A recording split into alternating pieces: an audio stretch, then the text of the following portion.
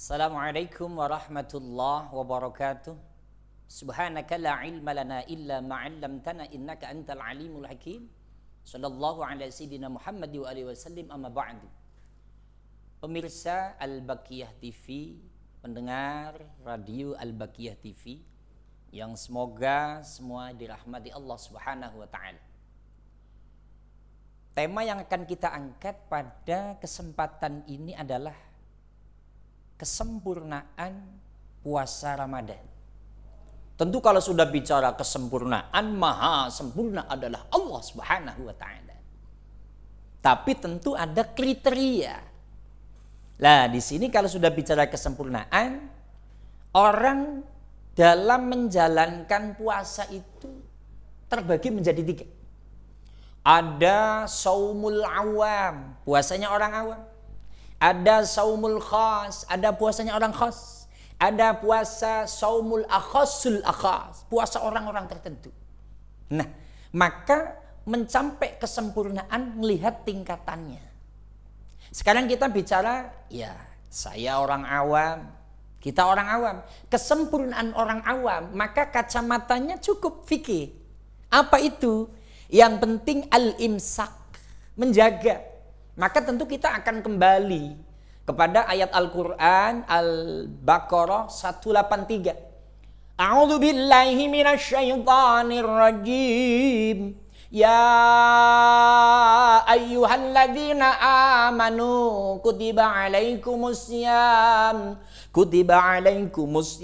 kama kutiba alal ladzina min qablikum la'allakum tattaqun. Ya ayyuhalladzina amanu, wahai orang-orang yang beriman, kutiba alaikumusiyam, diwajibkan kepada kamu untuk menjalankan puasa, kama kutiba alal ladzina min qablikum, sebagaimana orang-orang terdahulu juga diwajibkan puasa. Apa tujuannya? La'allakum tattaqun, supaya takwa. Nah, kita masuk kepada asyam, saum. Di situ secara lughah al-imsak, menjaga, menahan. Masuk dalam koridor fikih apa puasa? Al-imsak anil muftirati, menjaga segala sesuatu yang membatalkan puasa. Nah, untuk orang awam, orang-orang kayak saya nih, batalnya puasa itu kan ya tidak makan, tidak minum. Iya, gampang-gampang gitu tuh. Jadi kalau lagi puasa minum, sadar ya batal. Pak Ustaz, itu kan kata-katanya cuma makan sama minum. Kalau ngerokok batal apa enggak? Ya batal pribadi. Wah. Terus Pak Ustaz, dulu saya itu katanya kalau lagi mandi di kali, mandi di sungai itu Pak Ustadz, itu katanya kalau kentut, buang air besar dalam air, katanya batal. Ya batal, ini kelas kita. Kalau sampai buang air besar dalam air, kentut, buang dalam air, maka ketika membuka ada yang masuk, batal. Ini kelas kita. Pokoknya tidak makan, tidak minum. Nah, yang jelas suami istri tidak beritulah siang-siang itu batal. Bahkan sanksinya banyak itu. Kalau sampai suami istri hubungan badan pada siang hari sama-sama sedang puasa, Masya Allah, ada 3 sanksinya. Yang pertama, maka laki-lakinya harus memerdekakan hamba sahaya. Kalau ndak ketemu, maka harus puasa syahraini mutatabi'aini, puasa 2 bulan berturut-turut. Lawang sehari aja nggak kuat kok 2 bulan, kelenger. Nah, kalau nggak mampu, maka yang ketiga apa? Fa'ida'amu sittina miskinan. Aweh mangan karo wong miskin swidak. Lah, saya kan orang miskin. Maka di zaman Nabi itu ada. Jadi ada sahabat siang-siang nggak kuat, waktunya hubungan badan. Habis itu dengar kata-kata itu, nemuin Nabi, ya Rasul, saya nggak kuat melihat istri saya, wong istri saya pagi-pagi pakai maaf ya, pakai anduk, ya saya nggak kuat. Akhirnya terjadilah, ya Rasul, wah, kamu itu harus memerdekakan hamba sahaya, mahal, Bisa nilainya 15 juta, 20 juta. Saya nggak punya duit ya Rasul, saya orang miskin. Nah yang kedua, kamu kudu puasa 2 bulan berturut-turut kalau nggak mampu memerdekakan hamba. Lah boro-boro ya Rasul, saya merdekain puasa 2 bulan enggak kuat. Yang ketiga, kamu harus ngasih makan.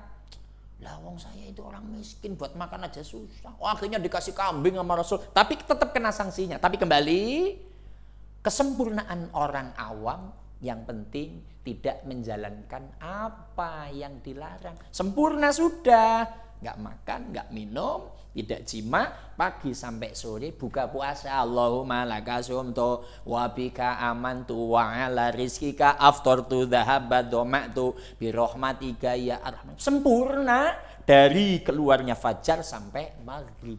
Itu yang pertama. Nah yang kedua, kesempurnaan bagi orang khos. Lah ini, orang khos itu kesempurnaannya levelnya naik. Ada 5 hal. Yang pertama, orangnya itu tidak punya jiwa ghibah. Ghibah ini nang Jawa ki ngrasani wong. Ibu-ibu nih biasanya suka ngerasain. Ada Ramadan, mau lebaran, ada orang tiba-tiba pulang bawa motor sambil ngomong sama tetangganya, lah itu kan paling nanti sebulan 2 bulan diambil leasing. Lah itu namanya ghibah, batal puasanya orang khas. Yang kedua an-namimah, adu domba. Saya jadi ingat lagunya beliau. Adu domba, mengadu domba, bondo dipertaruhkan. Nggak boleh adu domba. Contohnya gimana? Bu, ibu itu dikatakan bahwasanya emas yang dipakai itu ngutang. Sama siapa? Sama si A. Habis itu orang ini ngomong sama si A. Bu, kamu itu katanya ininya begini. Ini namanya adu domba. Orang yang adu domba ini batal puasa. Yang ketiga, an-namimah. Adu domba, ghibah. Yang ketiga, itu khianat. Apa? Khianat itu ingkar janji. Nah, ini kalau udah ingkar janji Bu, contoh. Kita sudah janjian sama orang. Saya pinjem duit. Berapa? 1 juta. Janji deh, tanda tangan. Nanti saya akan kembalikan sebulan. Ternyata HP-nya dimatikan, didatengin nggak ada, sengaja untuk menghilang. Ini nanti puasanya batal, kelas orang khos. Terus Ustadz, bagaimana kelas orang awam? Pahalanya hilang, cuman puasanya nggak batal. Tapi kalau orang khos batal puasanya. Gitu bahasanya.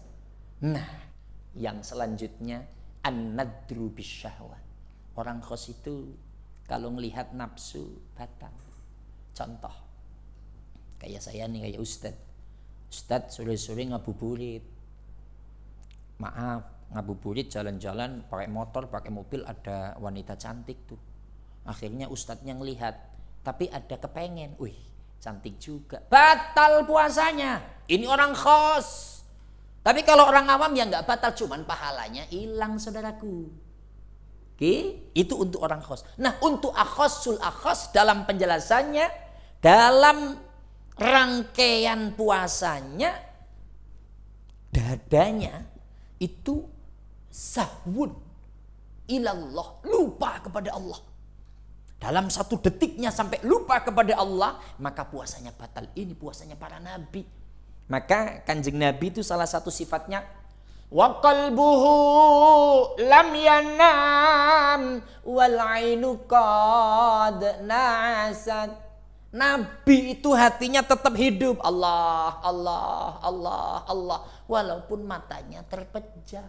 Maka kalau sampai dadanya lupa ingat kepada Allah, kelas Nabi dan Rasul itu batal. Coba kalau kriteria kesempurnaan ibadah puasanya Nabi dipakai oleh orang awam. Wah, batal kabeh Mas. Lah orang awam itu kalau puasa pakai dalil naumus shaimi ibadatun. Tidurnya orang puasa ibadah. Puasa kok seharian tidur di musola. Beliau batal.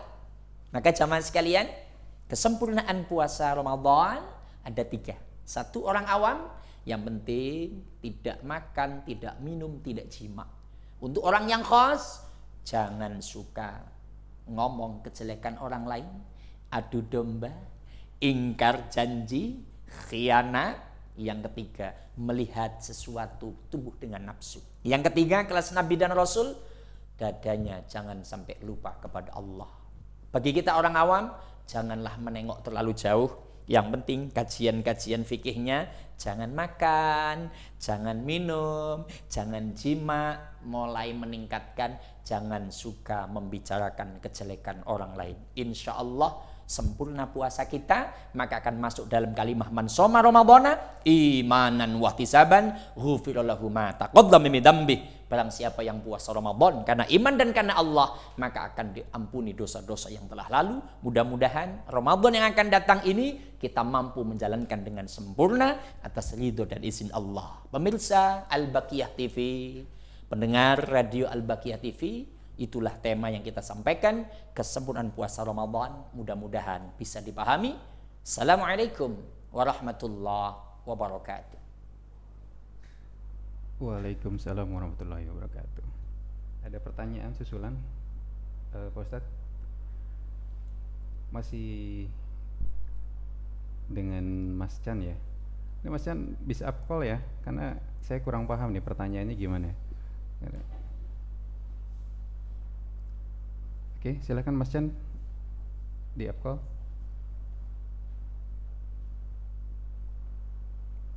Oh, pakai PC ya, nggak bisa.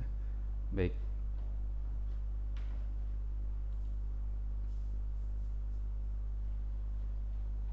Sebentar, saya bacakan saja kalau gitu.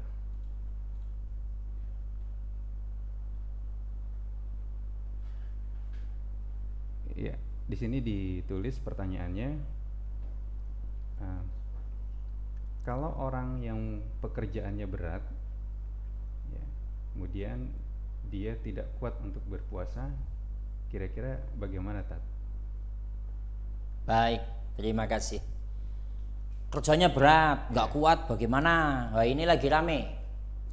Kemarin yang sama-sama kita tonton di media tentunya, ini karena suasana COVID-19, maka lagi minta Dewan MUI fatwa untuk memberikan fatwa bagaimana para tim medis agar tidak puasa. Tapi kayaknya sampai hari ini fatwanya ini belum turun. Jadi jawabannya kalau bahasa tidak kuat, ini tidak kuat standarnya standar fisik ya. Jangan tidak kuat standar nafsu. Kalau ngomong standar nafsu semuanya nggak kuat. Ustadz aja nggak kuat, pengen yang ngerokok mau ngopi kalau pagi. Ini standarnya fisik. Contoh kita ngomong petani, karena kita di kampung ya petani jagung, petani sawah, ini tetap wajib puasa. Maka kerjanya jangan terlalu diporsir. Kayak kuli-kuli bangunan, mandornya juga akan tahu. Itu tetap hukumnya wajib untuk puasa. Maka kalau nengok di dalam Al-Quran, ayyaman ma'dudat faman kana minkum maridun aw ala safarin fa'iddatum min ayyamin ukhar wa 'alal ladzina yutiqunahu fidyatun ta'amu miskin wa an tasumu khairul lakum in kuntum ta'lamun. Jadi di situ kalimatnya kalau memang sakit parah itu boleh enggak puasa. Kalau memang nggak kuat, itu boleh. Nah kata-kata wa'alal ladzina yutiquna itu orang yang memang sakitnya parah. Tapi kalau urusannya kerja keras, tadi yang saya paparkan bukan berhubungan dengan pandemik 19. Karena kalau hubungannya dengan para medis, kita nunggu Dewan Fatwa MUI yang punya kapasitas, yang punya otoritas. Tapi kalau untuk pekerja keras yang kapasitasnya masih umum yang kita jalankan, petani, terus pedagang, terus pekerja bangunan, itu hukumnya tetap untuk menjalankan puasa. Tapi ketika hari itu nggak kuat, kok dia ujungnya makan, minum, maka nanti setelah Syawal wajib untuk mengqadhanya. Wallahu a'lam bishawab.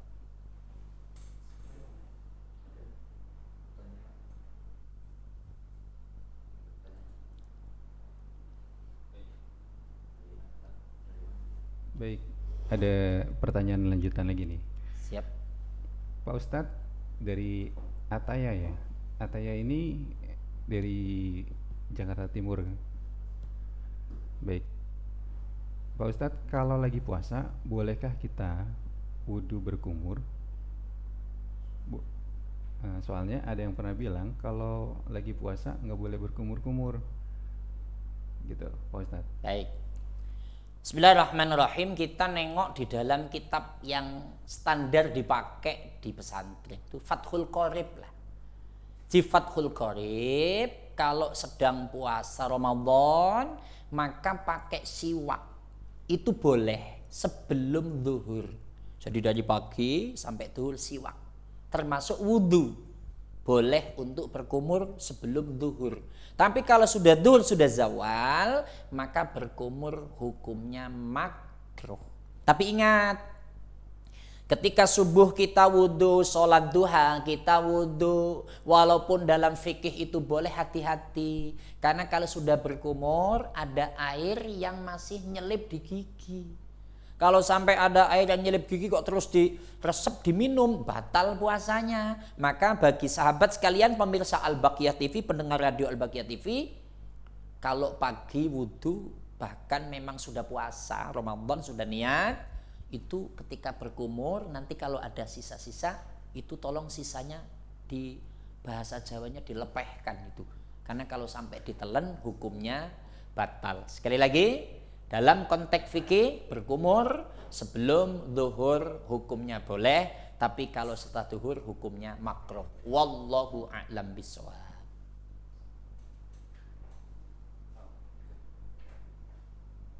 Ya, seperti itu, Ayah. Maaf ya, tadi diralat bukan Jakarta Timur tapi Jakarta Selatan.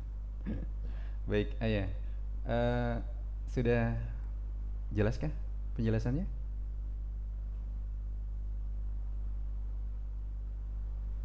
Halo.